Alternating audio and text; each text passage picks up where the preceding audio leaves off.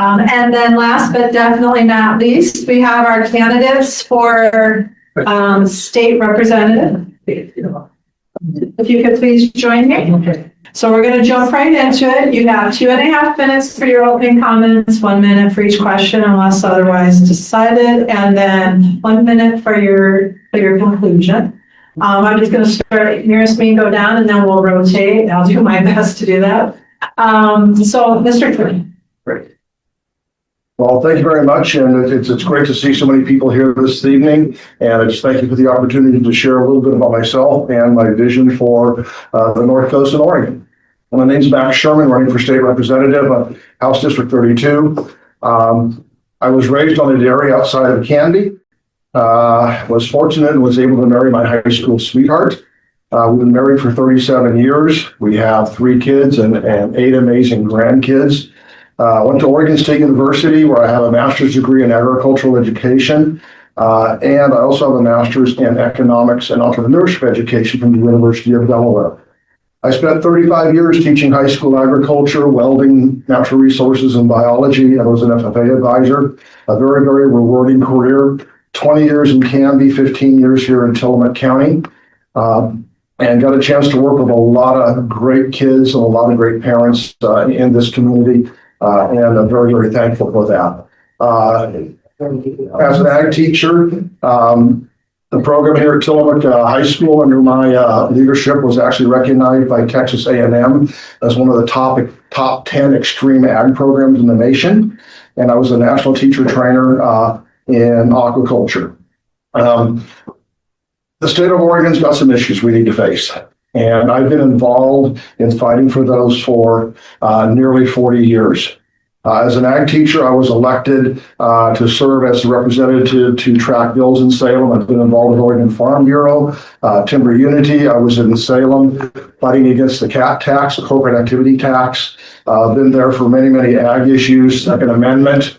Involved in the community with the Forestry HCP, testifying against that, testifying in favor of supporting our loggers for the State Forest Management Plan, and had the opportunity to be in Eugene Springfield a month ago fighting for our crabbers, testifying on the petition before the Fish and Wildlife. So I've been involved. I can plan to continue to be involved, and just look forward to your support and a chance to get to know you better. Thank you very much. Mr. Hahn. Yeah, thanks to the AAUW for UW for hosting this, and thanks everybody for showing up. It's great to see so many faces and people to get to know our representatives. It's important that you do that. My name is Christian Honnell, and I'm running to be your state representative, and that's the key. It's for you.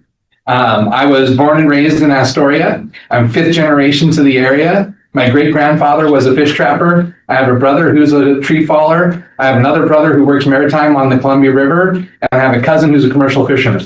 My roots run deep in this district. I know what it means for these working families, and especially in these industries, and how they're being affected. My dad was a well-respected doctor, and he was drafted into Vietnam and suffered a traumatic brain injury. And when he came back, he couldn't practice medicine anymore. And the community came out for us in force. We would open our front door, we'd find buckets of fish on the ground, on the porch. We'd find soda pop stacked up as tall as I am, and I'm 6'1". And people would come by just to say, hey, how are you guys doing? Is there anything we could do for you? The community came out in force for me. Now it's my turn to come out in force for you. I graduated from University of Washington with a degree in electrical engineering, had an almost 30-year career at Intel, where I was a director of engineering for 15 years. In there, I had a team of over 100 people across multiple geographies with multi-million-dollar budgets. I know how to manage multi-million-dollar budgets. I ended that career as a director of marketing, where I was responsible for the future planning of a $5 billion business. And what I learned in there is there are many organizations who are against you and have their own agendas and their own things that they want to do. And so I learned the skills to go beyond just testimony, to be able to take that testimony and go do something with it. So I know how to build relationships. I know how to find the common ground and build coalitions. The key thing is I want to be your representative, like I said, which means I'm going to reach out to you. I want you, the experts in particular areas. I don't have all the answers. I don't know all the things that are going on, but I commit that I will go to all the experts out there. I will find them. I will bring them in, and we will work to get things done. Thank you. All right. Thank you guys. Thanks for everybody for being here. I appreciate the invitation. My name is Adam Dean. I too was born and raised in Astoria. I grew up on a small farm. Grew up driving tractors and bucking hay. I went and graduated from Astoria High School, went to Linfield after that, got a degree in finance, spent almost, I guess, about 16 years in law enforcement, most of that in McMinnville. Recently got hired in Cannon Beach, where I'm working as a police officer. Cannon Beach is very safe, not a lot happens there, so it's much different than what I was used to. Also, we own a small business, we own a convenience store in RV Park on the coast in Gearhart. We bought that in May of 2020, right in the heart of COVID, so that was a fun time to try to do something new. Been married for 25 years, have 3 adult kids, 3 grandkids, and 1 on the way. Why am I doing this? I ask myself that every day. Like I said, I've been in Oregon all my life, and it is not the Oregon that I grew up in. And I feel that change needs to be made. And instead of sitting on the sidelines and complaining about it, I decided to try to do something about it. So that's why I'm here. That's why I threw my name in the contest. And I just want to make it better for my grandkids. That's my why. I want them to be able to walk down the street and not have to go around a tent that's pitched on the sidewalk. I want them to feel safe when they're out and about. So that's one of the reasons why I'm running. So thank you. Great, thank you. So we'll start at the end with Mr. Dean, and the question will be, what do you believe are the most important issues for voters? Oh boy, that's a good question. I know the homeless problem is a big issue for voters, and affordable housing. And the affordable housing is a big problem both in Clatsop County and Tillamook County. I think one of the ways that we address that is make it so it's not as difficult to build new units, build new houses, build new apartment complexes. Right now, there's the permitting process and all the regulations make it almost impossible to build new structures. And the homeless problem, we could talk about that for a long time. There's nobody that seems to have that answer, but I think it's dealing with the substance abuse, the mental health, and then holding people accountable for their actions. It's kind of a catch and release program with jails, and so we need to fix that part. Thank you. Mr. Allen? So for me, the thing I want to do is I want young people to be able to build a family and be part of the community. And to do that, number one, you need a job. So we need to look at how we can reinvigorate our natural resources and get those natural resources jobs back up and going, how we can reduce some regulations to small business to get them jobs. Second, you need a place to live. I think Adam covered the housing situation quite well, and that is something that's on top of everybody's minds. The third is, now that you have a job, you have a place to live, you need to feel safe. Going back to the same thing that Adam was saying in terms of dealing with some of the crime and the homelessness and things that are in the area. And then the last, we need to have a good education system, right? Our state is ranked in the bottom 5 in most categories for education. We need to look at that and get back to educational excellence. And it's not money, because we spend in the top half, yet we're rated in the bottom 5. Well, Mr. Sherman. So in the last 4.5 months, I hit nearly 9,000 miles of my truck crisscrossing across this district.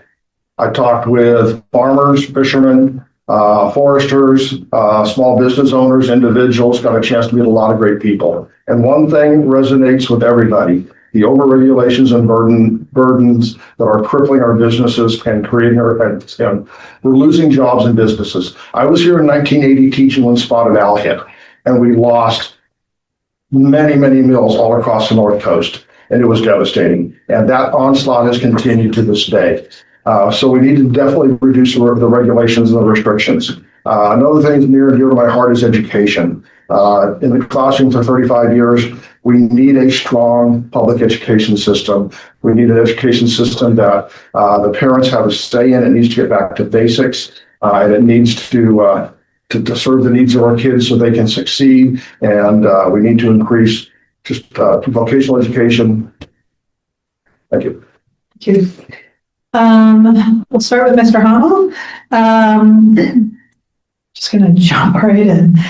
What kinds of legislation could be passed to protect children from repeat child predators and human traffickers? So I think the big one in this is we need to hold accountability to the law enforcement, to schools. We need to, I would support a legislation to maybe call it the Child Abuse Act.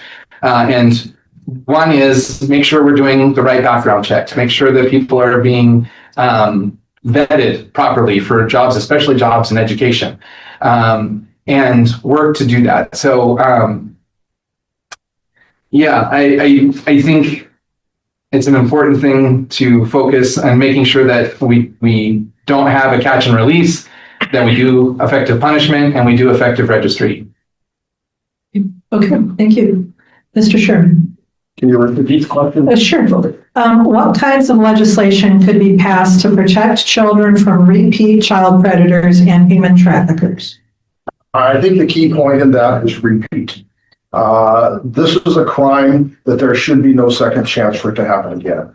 So I think we need a legislation that where if you commit this crime, you serve the time, you don't get out, there is not a chance to recommit this crime. And that's a huge issue that we have when individuals get out. We see that repeat offender should not happen. I agree with Mr. Hamel when we start talking about proper vetting of individuals. And we've seen in our school systems where we've had issues and problems. The proper vetting to make certain that those individuals are not around our kids. But it ultimately comes back to enforcing law and holding holding those individuals accountable so they do not repeat. Mr. Dean. I agree with a lot with what they say. They've said there's varying degrees of crimes, and obviously there's the more severe ones.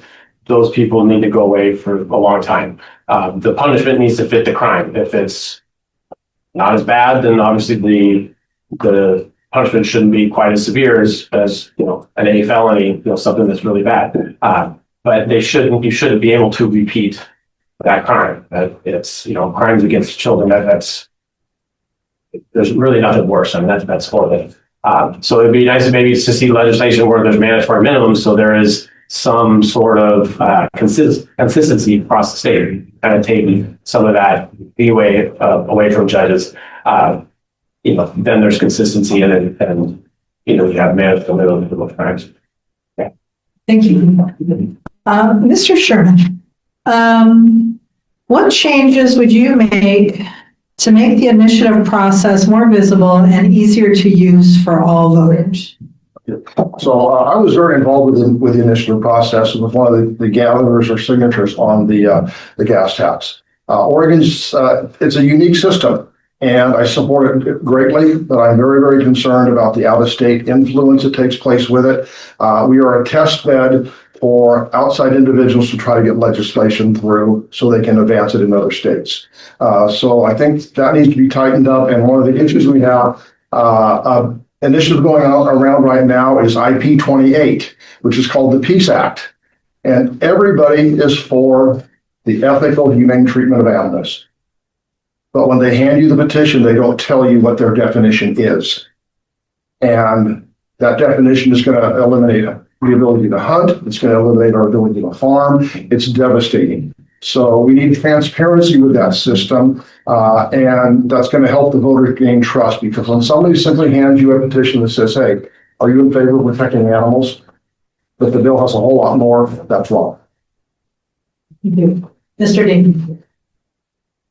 I'm not sure that I'm in favor of making it easier Because I would see that there would be a lot of more things showing up on the ballot. If there's no barrier to entry to get something on there, you're gonna have all kinds of weird stuff on there, like this IP 28, whatever, the animal deal. There needs to be some threshold that you have to meet to be able to get on there. I think that's an important thing that, it shouldn't just be super easy to get on there. But then it should be like with the gas tax, with the governor making it on the primary instead of the general election. That I don't agree with that. That's that's not fair to voters. Mr. Hunt. So I actually believe that we're blessed in Oregon to actually have a process where the voters can actually make something happen. It's really, you are the community and you can make things do it. I also like the fact that you are empowered to hold our legislature accountable, right? The gas tax is a great example that they've already used as a way that you can go out as a voter, get some petition signed and hold our legislature accountable for things that you don't like. There was 95% opposition to that bill, yet it still passed. Now on the outside influences and things like that, I agree with Adam that I don't know that the answer is to make it easier, but at least people should understand that they have that process and they have that ability. And so educating on how they can go through that, I think is important. I think we do need to look at outside influences and other things that are coming in and making laws that I don't know that are what the people want, given how signatures are gathered. So we need to look at that. So there you go. Y'all know what just happened in my brain who started that? We're going to start with Mr. Dean, I believe this time. And the question is, right, you had a chance to. We're good. So this is about the highways. Not just Highway 6, but certainly an issue here in Tillamook County. But how would you, in this position, go about fixing our state highways and paying for these improvements? That's a great question. So I think that ODOT needs to look at, okay, what is our mission statement? What is it that what's our core values of what we're supposed to do as an organization? And look at what programs, what departments are within that, and maybe get rid of or significantly downsize those that are not within that statement. That would free up some money, potentially allow them to then pay for what all the work that needs to be done. I think that there's a lot of fluff. There needs to be some an audit of what's going on, where the money's going. I know the state budget, I believe, has doubled in the last 8 years, and it's not because our incomes have doubled. So, there's the money's there. It's just where is it going? How do we get it and put it back to our roads and to the places where it needs to be? Mr. Hahn? Highway 6, Highway 26, Highway 30, Highway 101 are the lifelines to this district. All of them are in disarray. Then we need to get priority and get these things fixed. We need Salem needs to understand how important and how critical those roadways are to the success of our district. The accountability is what's key. People don't know the number one priority for ODOT. Yes, guess what it is? And I know this is an unpopular statement. I'm going to say it anyway. It's not maintaining roads. It's DEI. That's their number one priority right now. So that needs to be changed so that we're focusing on the things that matter, which is the lifelines to our district. Mr. Strickland? So as I mentioned before, I've had the opportunity to be in Salem a number of times, and during the legislative days leading up to the short session, I attended the hearings for transportation. ODOT is broke, period. Where do we find the money? Well, I've built a number of greenhouses, barns, remodeled several houses extensively, had a house built. I have never had a project come in at 400% over what I originally budgeted. That's a problem. And with ODOT, it is the norm. 400% cost overruns on every project they do. That's a broken system. They have the money. They need to reprioritize. And that money can go towards 6, 101, 26, the roads that we have. We need to hold ODOT accountable. There needs to be a deep audit, and we need to say no to more gas taxes and other taxes. They have the funding. We can fix the roads if we hold ODOT accountable. Thank you. We'll start with you, Mr. Hunnell. Will you work with President Trump and the administration, I'll add that after the last session, to restore dredging of the rivers? So the Columbia River is an important economic driver for our district. We need to be able to have a road pathway from the mouth of the river, Portland. Without having that, we're going to be in trouble. So whether it's Trump or anybody, things that are going to be good for the district and are going to add to the economy is something we need to work with. Now, here's the challenge with that is, well, it's great to say, let's dredge the rivers. The question is then, what do you do with it afterwards? And that is one of the biggest challenges. I actually have some property where they've dumped dredgings by it, and it's caused our beach to erode away. And so there has to be a way to look at, and maybe the federal government can help with grants and things like that, for us to be able to create that lifeline of economic growth for us and economic prosperity, as well as what do we do with the dredgings that we have. Thank you. Another one. Mr. Sherman. So I've been in the office of Mike Sandon, who's the director of the Port of Garibaldi numerous times. And we have a huge concern when it comes to the ports all up and down Oregon. They've been ignored. Their budgets are dismal, and I would definitely work with President Trump to see about getting funding for dredging and other projects that they have. We also have to address the issue of regulations. When it comes to dredging, they start out with a permit. They get it approved. It goes to another level. They work on getting it approved. It goes to another level. They work on getting it approved. And then by the time they get the final one approved, the first one is expired. And they have to start all over again. So our regulatory system is broken. President Trump can send us all the money we want to dredge the river, but until we fix the system within Oregon on how to effectively get that taken care of. The ports are extremely important. In the case of a major disaster, our roads are going to crumble, our bridges are going to crumble. The ports are how we're going to get goods into this county. They're critical. Thank you. Mr. Lee. I would agree.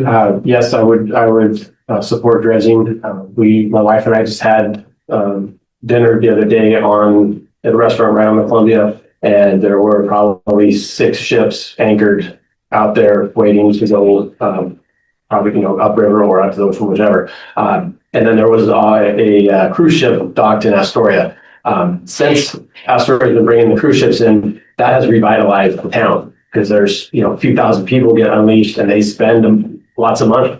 And so if that were to go away, that would be a huge hit for us in Astoria. So yeah, I would support that, and obviously you need to do it with the environment in mind, and not just spreading the dredging stuff all over the place. But it needs to be, we need to do that, because that's a lifeline for our economy for the state.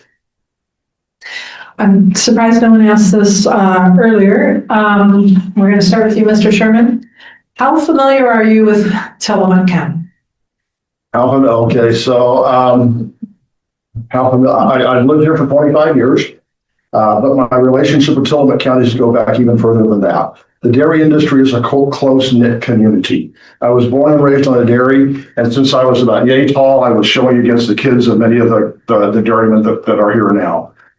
So I've been part of this community. I've been part of the industry. I taught high school here. If you've been around town, you've seen all of my signs that I have. I have more signs, offers to put signs up than I can possibly imagine, because I've taught the kids of nearly every farmer on 101 South and Highway 6 and wherever else. So I'm connected with the community. I've been here. I've taught the kids. I love the county. The ag and natural resources industry has been my life. Thank you. Mr. D. How do I compete with that? I mean, everybody loves you here. So, I'm a Clatsop County guy. I remember, in sports, playing Tillamook and get off the bus and you're like, yep, we're in Tillamook.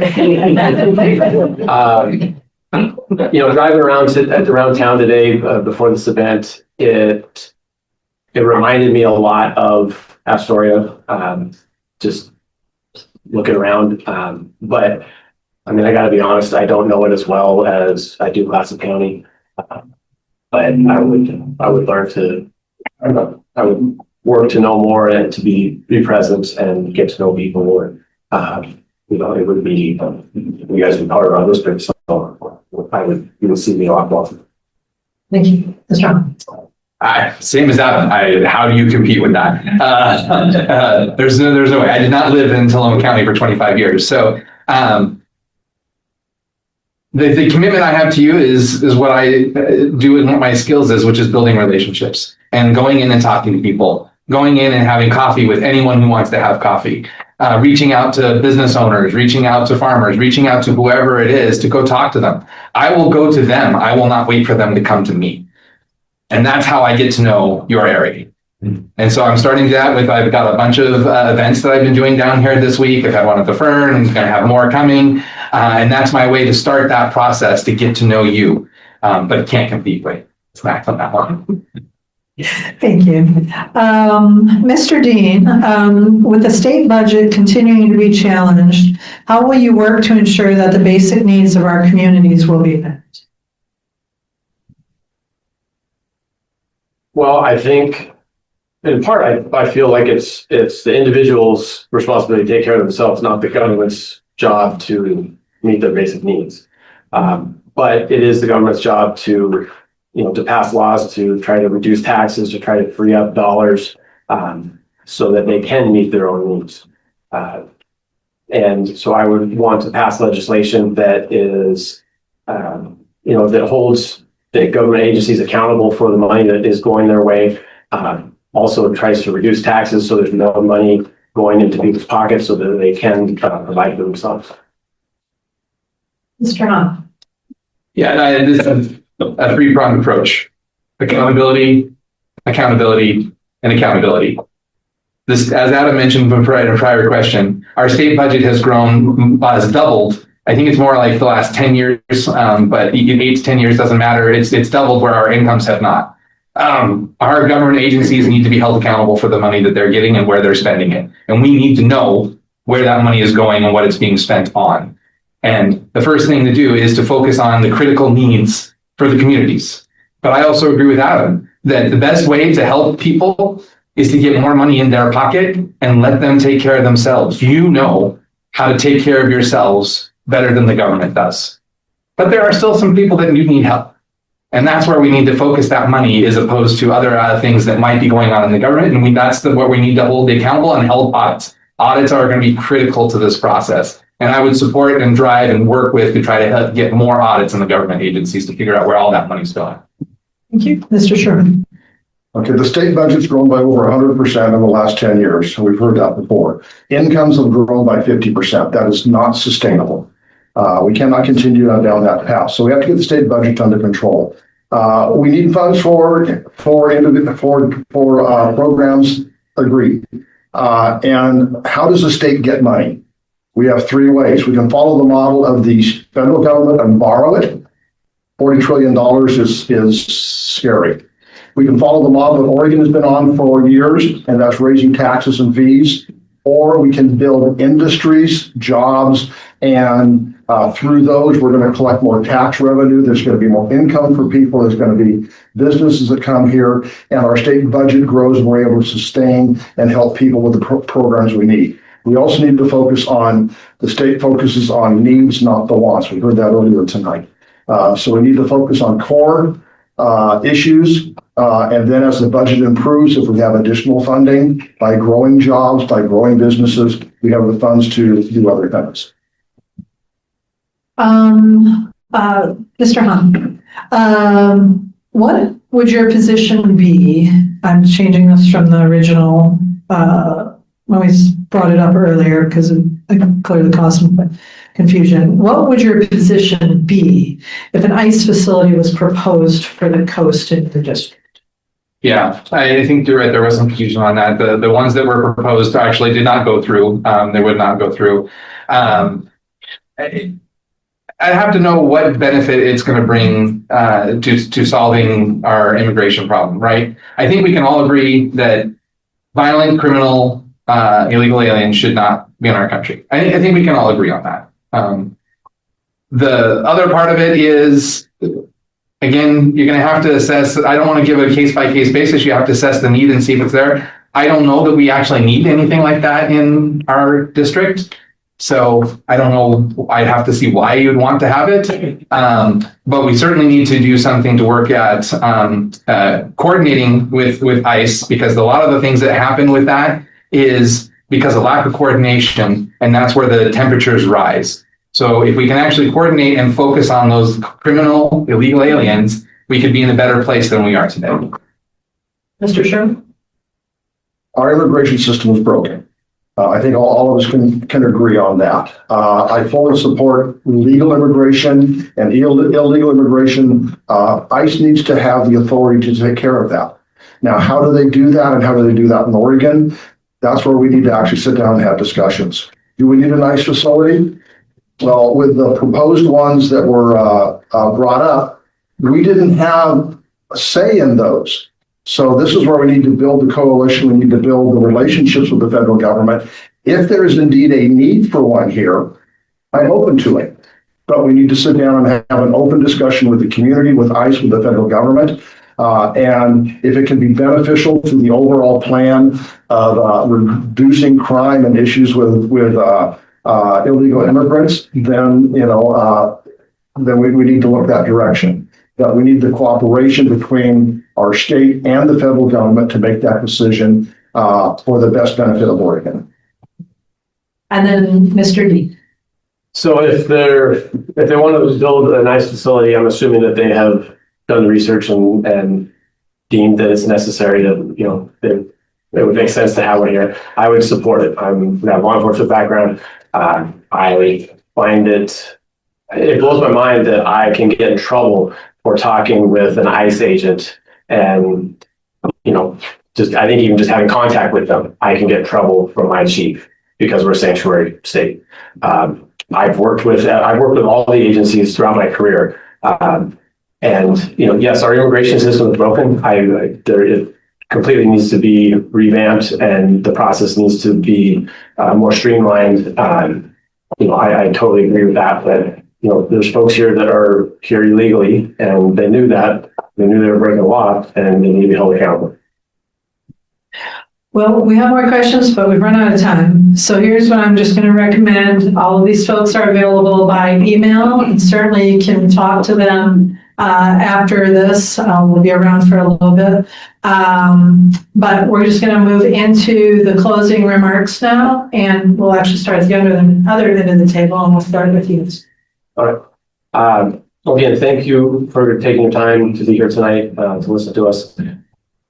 I think I bring a little bit different perspective, different background than what my colleagues do. Having law enforcement and the business, owning business, and having the finance degree, that helps me to understand how the numbers work. And going to Salem, I would be able to see that and hopefully make things better in finding out where the money's going, where can we funnel it to fix our roads, to help the homeless, to build make the regulations not as bad, so we can build the apartments and the houses and things like that. So thank you. Appreciate you having us. Thank you. Mr.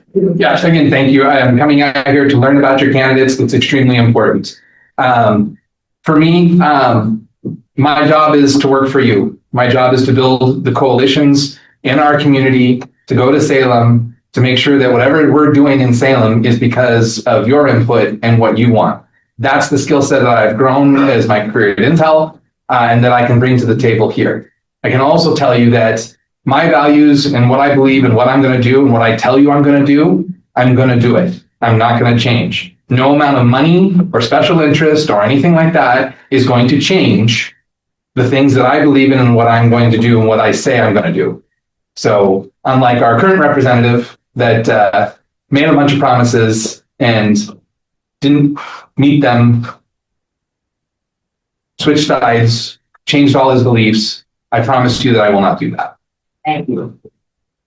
And Mr. Shaw. Okay, great. Again, thank you for being here and just really enjoyed the opportunity to talk and visit. I'd also like to thank my two competitors here, Mr. Dean and Mr. Honnell. I'm excited about the fact that I think this district has three excellent candidates to take a look at. I make the commitment that if either one of them happen to win the seat, that I will support them fully. But I do believe that I am the strongest candidate. We can talk about promises of what we're going to do when we go to Salem. We can talk about promises on the issues and those types of things. I've been there for 40 years. I've testified. I've been in hearings. I've walked the halls of Salem. I've talked with legislators. I've worked with individuals in the Cultural Caucus. I've been there. I'm the candidate that has the experience. And I'll take that experience to Salem. And I look forward to the opportunity to do that and to be able to serve you. Again, I fully support my two competitors. But again, I ask for your support. I believe I am the best candidate. Thank you. Yeah, so if we could give our candidates a round of applause.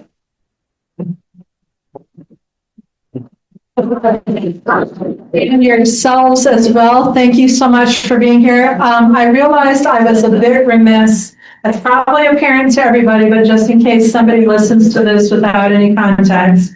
The reason that the Democrat side is not here for this particular race is because there were no, it's not contested. So we only invited contested races. So I just wanted that to be clear. Thank you, everybody. Thank you, AAUW and all the folks that are here. And this will be available online. Thank you very much.